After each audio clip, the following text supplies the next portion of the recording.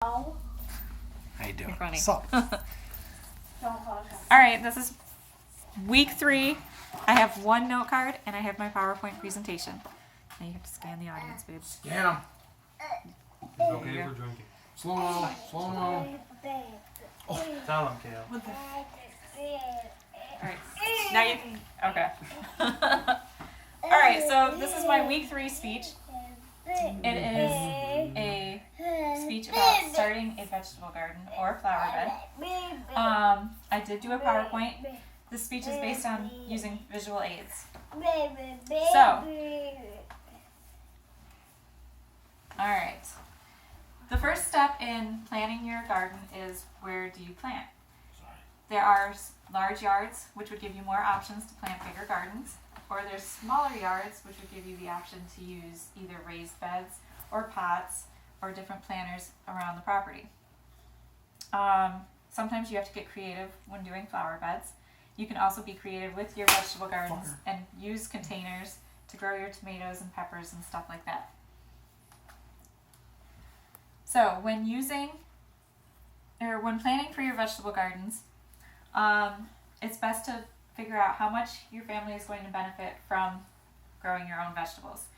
Growing your own vegetables means you can can your vegetables, you can freeze them, store them away for the winter when it's less likely to buy fresh vegetables from the grocery store. It's also cost effective, so keep that in mind when planning your garden. Let's see.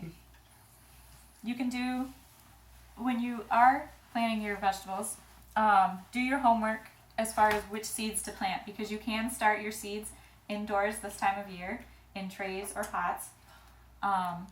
Some seeds don't have to be started right away, so keep that in mind as well. When you do plant your seedlings, you're going to want to check on them daily. So when you have them in their trays, you're going to want to make sure that they're in a spot where you can have ample sunlight, keep them out of the cold, and make sure that they're watered, moist, but not drowning them. Otherwise you won't have seeds. Starting the seeds early means that you get a jump start on planting them in the spring when the weather warms up. As far as flowers go, it's easier to grow flowers than it is vegetables. You can use seedlings, you can start with bulbs, or you can use cuttings from other plants to start your flowers. You don't need as many seedlings for flowers because once you plant them, flowers will spread on their own. When you have seeds in trays, you want to keep in mind that you may have a top over the tray. So when you check on them daily, you're going to want to make sure that the seedlings aren't pushing the top up, otherwise it could crush the seedlings. If the top does get to be a pain in the butt, you're going to want to take the top off so that the seedlings have room to grow. Then come springtime, you'll be able to move your seedlings outside. When you have your garden all laid out outside ready to go, you're going to want to make sure that you space your seedlings, use a proper depth for your seedlings, and then maintain them as they continue to grow and flourish. Alright, so all that being said, that is how you would start your seeds and plants inside.